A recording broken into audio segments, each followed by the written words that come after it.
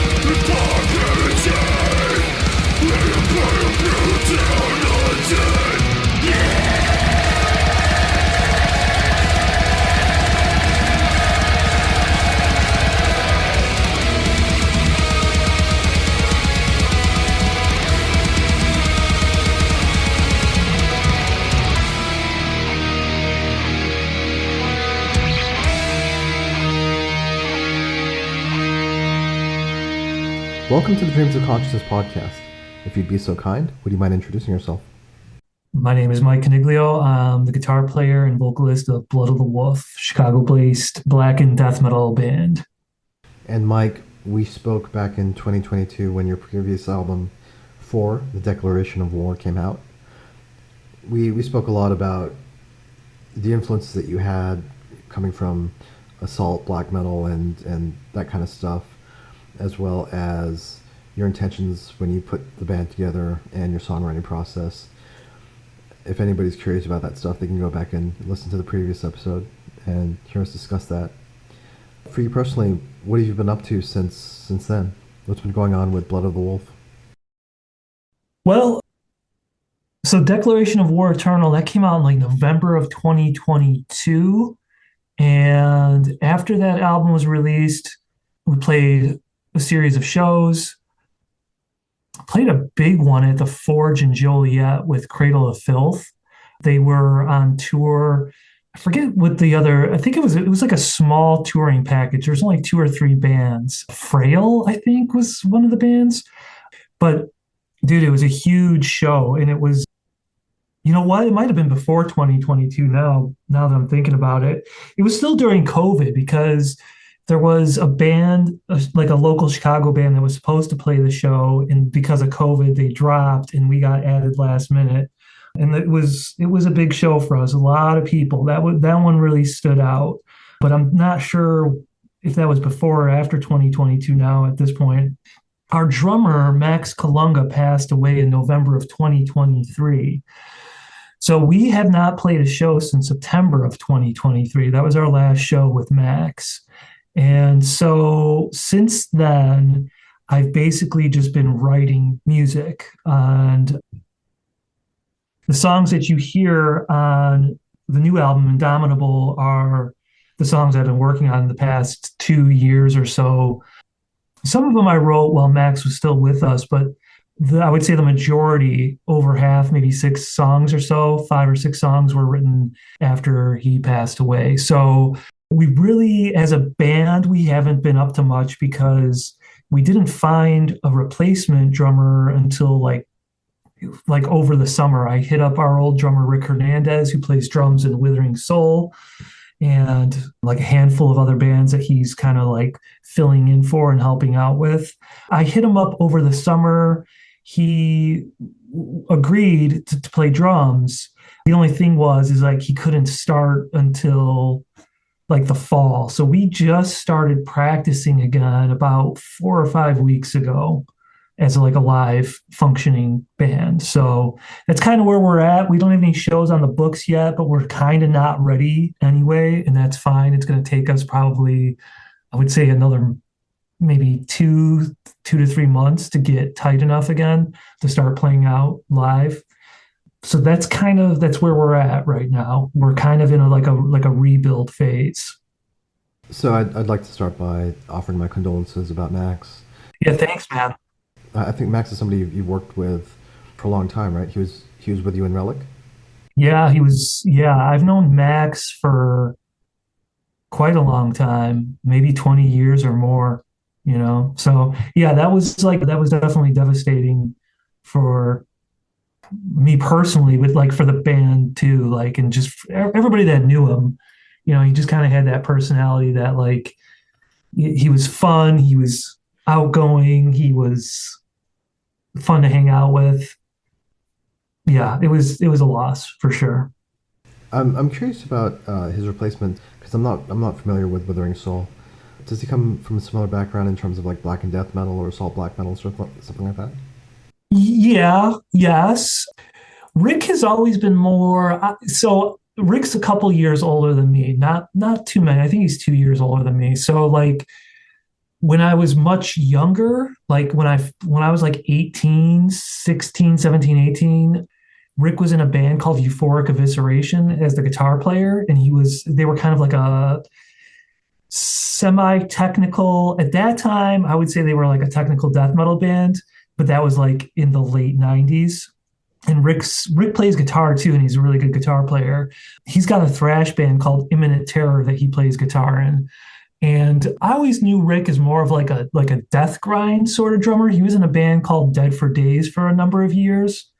And then he played drums in a band called God Dementia. And I don't know if you've heard of them. They're not active anymore as far as I know. But he's always been more of like a death metal, death grind drummer. He's been in Withering Soul for a while now too. They're more black metal, more, yeah, I don't want to say symphonic. Their older stuff, they use keyboards. Their newer stuff is a little less keyboard. less like keyboard orchestration. They're not, I wouldn't say that they're not like a Marduk or Dark Funeral style band. It's funny because I hear you saying like assault black metal, and like, is that, I think, was that something we talked about in our first interview? Yeah, I mean, to be honest with you, I'd never heard that term before you used it, but as soon as you said it, I knew what you meant. Yeah, it's funny because I didn't come up with that. One of my buddies came up with that, and he called it. He just said something like, "Oh, you really like that like assault style black metal?" I was like, "Fuck yeah, yeah, I do." Like with you, the term just kind of clicked with me. So yeah, Rick was more of like a death metal, death grind drummer, and he's been in Withering Soul for like a long time now. It's got to be over a decade, I think, at this point. But yeah, he played drums for us. So Max was in the band in I think 2015, 2014, 15, something like that. And he was in the band for like a year or two. And then Rick filled in with us for like a couple shows, and then he became a permanent member. And Rick was very busy at that point, like around 2020. I think he was in like four bands. And so we ended up parting ways and getting Max back in, and he was in until 2023 until he passed. So yeah, that's Rick's background. We spoke in the past about how you use program drums Yes. to ease with your arrangements, your songwriting, demoing stuff, and sometimes for scheduling reasons, some of the albums had program drums on them as well. Yeah. Was that something you considered for live performances? Did you consider using a backing track or a drum machine or anything like that? I had I considered it. Yeah, I considered it. Personally, when I see bands do I don't, it's fun. Like, I don't really care because, like, to me, it's like I care about like the band's songs, you know what I mean? About their music and their live performance and stuff. Yeah. I was willing to give it a try, but the other two guys, Chris and Frank, were not down with that. And so I honestly, I'm glad we didn't go that route because I don't think it would have been good long term. But I considered it. Sure, I considered it just to stay active.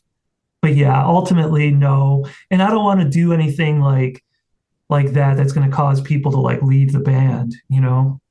So to me, it wasn't that important where it was like, well, guys, we have to play shows. It wasn't like that. It was more just like, do you guys, how do you feel about this? I've seen other bands do it. And like I said, I don't really care, but I do think it would have probably cheapened the product a little bit for sure. I think, especially, it'd be like one thing if we started out like that, or like there's a band from Wisconsin called Putrid Pile. I don't know if you're familiar with them, but I've known Sean for a number of years. And like he started doing that like 25 years ago, playing with a drum machine, and he still does it now. And so his fans probably obviously don't give a shit because he's been doing it forever. For us, I think it would make a difference. So now that idea got poo-pooed by the band members, and that's fine. Like I'm cool with that. I don't know if you know the band Blind Equation. I don't. They're from somewhere near your area. They actually played our region, I think last year or maybe the year before that. And on their records they use program drums. But when they toured live, they had a live drummer. And I mean, I don't know if it says more about like us in this part of the world, or maybe it's just the fans of this kind of music. But everybody was tripping out on the blast and how fast this guy was blasting. And I feel like this style of music especially, the drummers have such, no pun intended, but the drummers have such weight that, I don't know if it's really the same when you don't see them actually. I mean, I've been using a drum machine for almost 20 years now. Uh-huh. And so I'm kind of in the same boat as you. Like, I don't, I need to get like the songwriting and the demoing done. Like, I'm not precious about it in that way. Do you know what I mean? Yeah. But in terms of live performances, I think, when you see these guys, like I just saw John Longstreth and Flo Monnier a couple days ago, and like just seeing them like pull this stuff off live is it's almost like a show on its own. You know what I mean? Yeah, I do. I agree with you. There was one time I think this was in between when we were in between Rick's parting and Max rejoining. There was some downtime with the band, and we tried rehearsing with drum tracks. And there's just something about like a live kick drum and a live snare drum. It just like, you feel it in your chest, like it Yeah, resonates, absolutely. Yeah, yeah. like it resonates in your body. And so for songwriting, yeah, I use programmed drums, and for actually, you know what? I should kind of back up for a second. I use programmed drums in the sense that I use Easy Drummer. That's what I use, Easy Drummer. And I bought this pack a while ago. It's called Library of the Extreme, and it's a real drummer. It's Dirk Verburen. I don't know if I'm saying the dude's name right. I don't think I am, but I don't know if you know who he is or not. But I think he was in Megadeth and also like a Dutch death metal band or something like that. yeah, that's the Yeah. dude. Soilwork. Okay. Yeah. Soilwork was one of the bands. But then like I went to his like Metal Archives page, and he's kind of like a drummer for hire. He's in a million bands. He's done like a million albums of projects and things like that. And that's no detriment. That's not like me talking shit. That's me like saying like this guy's a pro. He did three things for Tune Track, Library of the Extreme. One was like all blast beats and stuff, and it's like him performing to like click tracks at different tempos, so you can kind of drag and copy and paste like drum parts that fit the music. He has like one Library of the Extreme 2, which is all like thrash beats and double bass stuff. And then like Library of the Extreme 3 is all like fills. So I've been using that for years just to get like the feel of a real drummer on the songs. So that's the program I'm using. But yeah, live, when it comes to live, there's just something about seeing the drummer actually doing it. And both Max and Rick, it's never been a performance issue with either of those two. It's just been more of a convenience thing. And as you mentioned, like timing too, with these two guys coming in and out of the band, I kind of made a promise to myself like over 10 years ago when I kind of first started this band. It was actually never meant to be like a full band. It was more meant to be like a side project for me to like explore my music, like my writing, and like to develop my own songwriting without having to have a drummer, which is always like a problem. There's great drummers in this area, and I've played with a number of great drummers in this area. Both Rick and Max were great, but they're not always available. And when you feel inspiration and you want to write, it's not like you can just be like, hey, come over. Like right now, I have two awesome riffs, and I need you to hear them. Like that's just not possible. So I feel like with the drum programming, it's just made writing so much easier and so much more convenient.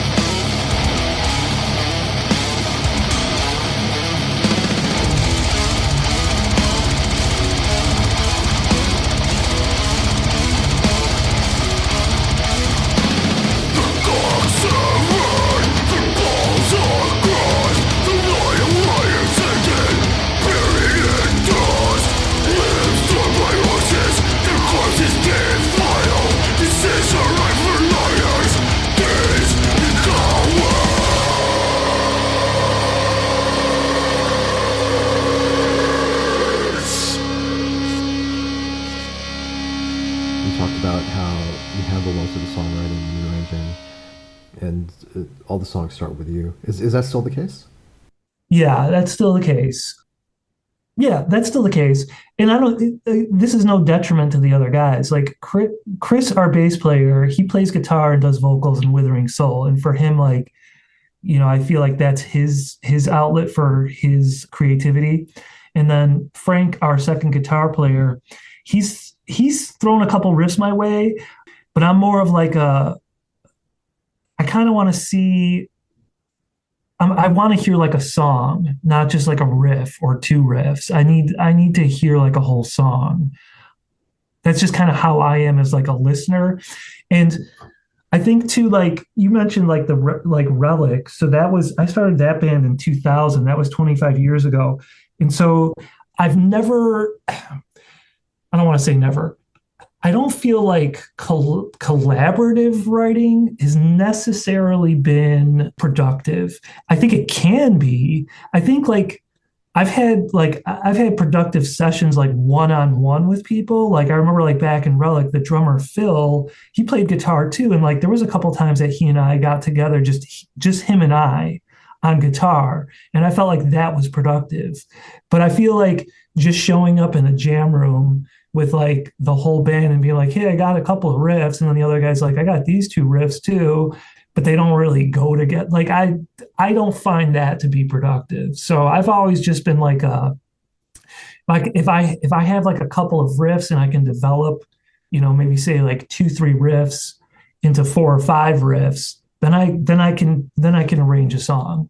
So yeah, it's to answer your question, yeah, it's I'm still the main songwriter, and that arrangement is fine with me. I don't really need help with that. I'm pretty prolific.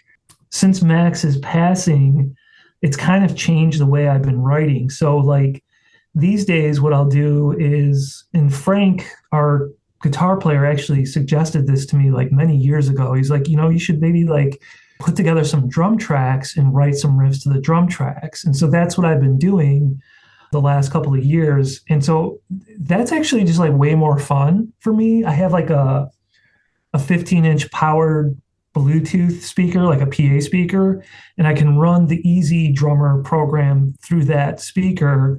So like in my room, like in my guitar room, the music room, I can like kind of turn up that speaker, turn on my amps, and basically like just jam and have fun. And then if I come up with something I like, I take out my phone, turn on the camera, record myself playing the riff so I can always go back later and like see what I'm playing too and not just hear it.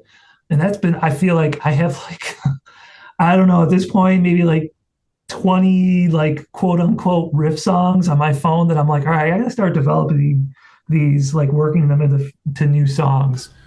Yeah. So, So at the time we're having this conversation, Blood of the Wolf will be releasing a new album in a few weeks called Five Indomitable, mhm. and it'll be coming out on the 19th of December through Horror Pain Gore Death Productions. Yes.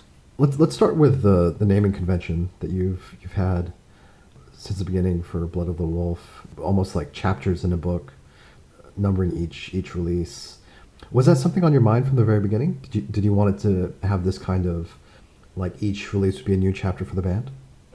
Yeah, I really like that. Chapters in a book. I hadn't thought about it like that. I don't know where I got that from, but I know it's not an original thought. I can't name a band, but I remember seeing like a band and they were using Roman numerals too, and I wish I could credit who it was. I know Morbid Angel, like they kind of like they do something similar with like altars, blessed, covenant, dominant, like they do that too. Right, yeah. That was I don't think that was my inspiration. I know I actually saw a band numbering their albums. I can't think who it is now. But yeah, I do. I like that. I like that chapters in a book. Yeah, that was intentional. I just don't know. I wish I could give credit to who it was, but yeah, that's intentional. I mean, I guess my question would be why? Why did you want to have this kind of sequencing or to have everything laid out in that way? I don't know. That's a good question. Like why? I guess I probably thought it was cool. Like whatever band it was, and I saw like, oh, this is cool. It's their first album. Like here's their second album. I don't know. I think for me, I don't know. I just thought it was kind of cool. Yeah, and I mean I think it when you see it all together, one, two, three, four, five, like there is a feeling that like this is a group, this is an ongoing thing, or this is like these albums don't exist in isolation. Do you know what I mean? Like this is part of a again, like going back chapters in the book, this is an ongoing story. I think it's an interesting idea for a band to do. I was listening to a podcast recently, and now I'm not going to be able to tell you who it was, but I remember this phrase. This phrase stuck out about committing to a body of work. And now, obviously, I don't remember who said it, but the concept of committing to a body of work, I remember thinking, well, that wasn't my intention at the beginning of this when I was numbering the albums, but now that I kind of look back on it, like by numbering the albums, I'm committing to a body of work. So I don't know. I kind of thought that even though that wasn't my intention at the beginning, it definitely makes sense now. And when I look back on it, it's like that's probably what I was doing, even if that wasn't the language I had in my mind at the time I was doing it. But yeah, numbering the albums is like committing to a body of work. Yeah. We spoke about your previous releases being consistent from one to another, and I also mentioned that I find them to be precise. Your style of music and your style of performing requires a lot of precision. You also mentioned the last time we spoke that it's your intention with every release to try something new for you, to add something to what you've done before. Is all that still the same on this new release? Well, so I think on this one, there was a little bit, this one was a little bit more fun to write. Because, like, as I mentioned, I was like playing along with drum tracks. And, every couple of months I would change it up too. I'd be like, okay, let me write a new, like, quote unquote drum song. And then I can kind of play along to that. And then once I got kind of bored with that, I would write a new drum song and jam along to that track too. So for this new album, I would say there was like it was a little bit more fun. As far as like the intention with the songs, like I try to keep it interesting. I don't necessarily like like interesting to me. Like I try to listen to my own stuff critically and be like, okay, is this better than the last one? Is it is good? Are the songs here like good? How good are they? Are they above average? Are they average? You know. So I guess like I would say like I try to analyze my work before I like publish it, send it off for like like as before I even go into the studio, really. Like when I start prepping for the studio, that's when I'm like really nitpicking stuff. As far as doing things differently, I would say not really. I think if you look across like our albums, there's not really anything different. It's not like the new one's going to sound like the Apocalyptic Writer or something like that, or something totally completely different. I think it's if you liked our past stuff, I don't see any reason why you wouldn't like this new album at all. Yeah. Yeah, I don't. There's yeah. I guess it's like I just try to. I think ultimately the person that I need to make happy the most is myself. Like, am I happy with my work? So like that's it. And I hope people like it too. And I'm glad that people do. And I appreciate like the fans and like positive feedback is great. But really, it's like, can I make an album that I'm happy with? Yeah. I mean, maybe like in terms of trying something new or adding something to the band, it was more on the side of the songwriting process. You adjusted the way that you wrote songs, writing stuff drum first. I mean, in that sense, do you feel like this is a more rhythmic album? Do you feel like it's more, yeah, like it's more about the rhythms this time around instead of the melodies? I would say yes. You know what? Okay, so now that you bring that up, I would say on this new album coming out on December 19th, I would say this one's a little bit more like riffy and less there's like less melody, but that's just because I feel like the riffs themselves are a little busier. And that's not to say that like we're technical, because not by any means. And like in fact, like there's times when I'll write a riff and I'll be like, oh, that's cool. And I'll be like, yeah, but that's like too simple. I'll be like, don't get in your own way. You know what I mean? Like if it's a cool riff, it's a cool riff. Who cares how freaking simple it is? So I would say for this new album, like there's less melodies because I felt like the riffs were like cool enough by themselves. So I don't know if I would say like rhythmic, but I would say like more like one good riff after another. At least I would hope that that's what people get out of it. And I would say that there is a little less melody in the sense like, okay, like with some of my older stuff, like I'll play it now and I'll be like, okay, this is a little too boring for me. But then there's the other guitar part that's a little busier. Okay. In the past, you handled the recording the tracks yourself, and you had your friend Joe mix and master the album. Is that how this one came together as well? Yes. Yeah. Joe has, I've been working with Joe for like 10 years now, and I think he does great work. He does it quickly. I think he's been awesome to work with.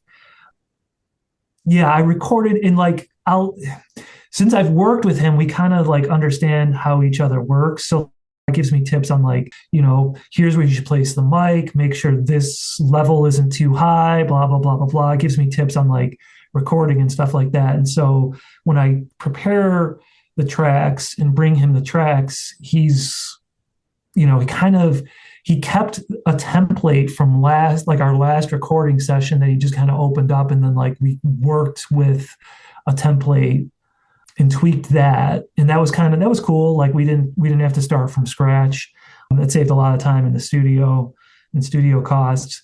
I mean, and I don't really care so much about that. I care about the product ultimately, but I'm really happy with the way this new album sounds. Now, did you hear the whole album, or did you just hear that one track? I think it was called Assemble to Annihilate was the track that was released. I did. Mike Giuliano sent me the whole album. Yeah. Okay. So I got to listen to it a few times. Yeah, I'm really happy with the way it sounds. Album 3 was my favorite, like mix and master. And so when we were working on this 5th album, like I told Joe, I'm like, I liked that one the best. Like, and I wanted this one to be like our heaviest. Like, that's what I told him. I'm like, I want this one to be like really fucking heavy. And so I think that was achieved, because when I listen back to like the other albums, I feel like this one's definitely like the heaviest. So I'm happy about that.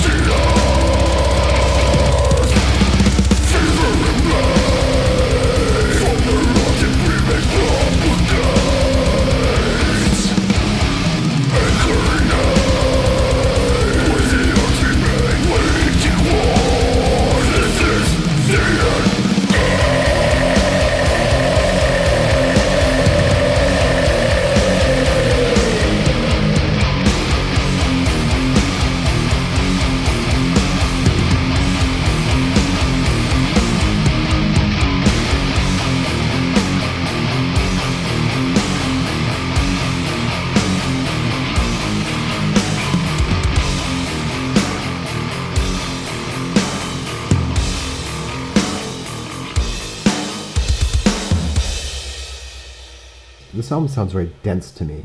Like it sounds like it's almost like a tank coming at you. Do you know what I mean? Yeah, I do. Yeah. Well, was that part of the intention? Is that part of what you wanted Joe to bring to the sound? Yeah, the thing is like it's funny how like I'm like I'm an amateur home recording person. I don't do bands. I only do my own music and stuff like that. And I feel like that's a lot of people are like that. Like do home recording to demo their tracks, share it with their band members and stuff like that. So I feel like that's pretty commonplace nowadays. But it's funny, like as good as I think I can get a mix to sound, I'll bring it over to Jones. Be like, Jesus Christ, man! Like he just makes my stuff sound so much better. But yeah, it is very dense. There was I'm a guitar playing kind of nerd, I guess, not in like the nerdy technical sense, but I love gear and buying gear. I think I have 22 guitars. I have 5 amps, 2 cabs. On this album, I used a different amp. I used an EVH 5150 Iconic, and I feel like that guitar tone compared to like the last two, I used a dual rectifier Mesa Boogie, and I kind of like the Mesa sound better, but I do like how you use the word dense. Joe said he's like, yeah, this album's a little less scooped, and he goes, nothing wrong with that. Like it there is more like mid range and meatiness, I think, to the guitar tone. So maybe that's kind of helping out overall. I don't know. But yeah, I do think like I wanted this one to be heavier. I listened back to album 4 recently, and I love that album too. I just wish the kick drums had like a little bit more balls. Like you can hear them, they're there, but I wanted it to like thump. So that was something intentionally I told Joe, I'm like, we gotta turn those kick drums up or juice them up or something. Yeah. So that was intentional. Sorry, I just want to clarify something. Sure. Rick came aboard as a live drummer, but are you still using a drum machine or program drums on the recording? On this recording? Yeah. Yes. Okay. Yeah, because the songs were written already. Rick rejoined, like we agreed over the summer. I don't remember, July, August, something like that. But we didn't start practicing again. It's like middle of October, so maybe 6 weeks ago. So yeah, the record is programmed drums. It's that easy drummer program with the Library of the Extreme pack. Yeah. So it's programmed, but it's a real drummer. I don't know, like it is programmed drums. You know what I mean? It's not a Right. live drummer, but it's a human being playing Yeah. the drum parts. So Do you double track your vocals? yes, I double track. So the way Joe, this is another thing that like I've worked with Joe on over the years. I do 3 takes of like a main vocal.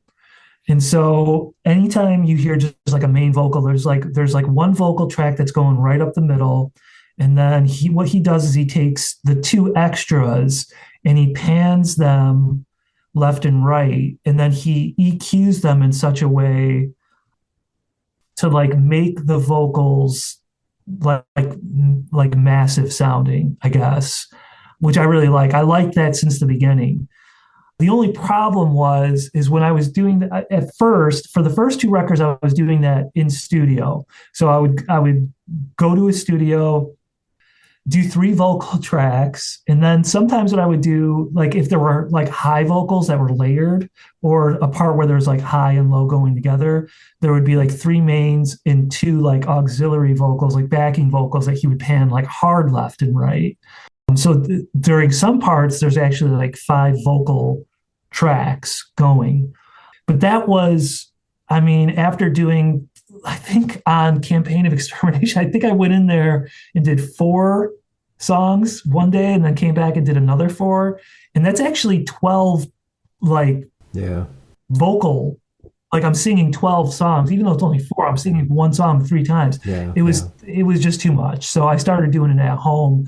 And I think I would kind of cap myself at like 3 songs, because it's like 9 vocals. I'd sing a song 3 times. So that was much more manageable for my voice. And then like too, like I would say like the first two songs, I'm still kind of warming up. So yeah, it was much easier to do at home. But to answer your question, yeah, there's every main vocal line you're hearing is three layered vocal tracks, EQ'd and panned and like leveled. I wonder how many people actually. I mean, there's certain bands, especially unlike the more hardcore, the more grind side. Just because I can hear from the way that they do vocals, it's almost more like spoken word. Do you know what I mean? Mm-hmm. So I can tell like there's no way they can double track the vocals. But I wonder how many bands are actually double and triple tracking their vocals. I don't know. I do know. I think like I when I asked him about this because like I said the first album I did with him I was doing it in the studio and the second album I was doing the vocals in the studio with him and when he had me do like the first song whatever it was maybe it was Iron Weapons and Will and then he's like okay do it again I was like the whole thing he's like yeah so I was like okay and then like after I did that he was like all right one more time I was like we're gonna do this three times and he goes yeah this is how I think he said something like, "This is how you get those massive behemoth vocals." And so I don't know if Yeah. that's something he picked up from like a YouTube video or some shit like that, or like a DVD where they're like behind the scenes of this and that album. Like he must have picked it up from somewhere. But I remember him making that comment, like that's how you get the massive behemoth vocals. So I don't think it's that uncommon. Speaking of Behemoth, I think the song "Slave Shall Serve." There's an intro where you hear like all the Yeah. because it's just the vocals, but it's all the layered tracks, Yeah. and so you can hear like how many, you know, almost hear how many tracks that he puts in on his vocals to get that huge sound. Yeah. I know exactly the song you're talking about. Yeah. So the album will be out in a few weeks. What do you have planned in terms of shows, either for the end of the year or for 2026? So as of right now, we don't have anything on the books because, like I mentioned earlier, like we're basically rebuilding. We haven't played live in like 2 years, and so what I'm hoping for is that we get a good show offer in like maybe March, April, May of 2026, and then that will be like our time to get back out there and let people know we're still around, and then we'll have this new album with us too. So there's actually like a really good show coming. There's like a really good tour happening. I think it's like Belphegor, Hate, and Incantation are touring the United States, and they're coming through Joliet, and they're playing at the Forge. And so I did email the girl over there that's booking the shows. Haven't heard anything back yet, but that's in February, and that would be totally kick ass if we could get on that show. That would be like a fantastic first show back for us. So I'm hoping maybe that'll come through. That would be an awesome show opportunity, but we don't have anything on the books at this point. And that's probably just because we've been inactive for 2 years. I imagine very soon we'll start getting we've gotten a couple of show offers, but just one was like we were just not ready yet.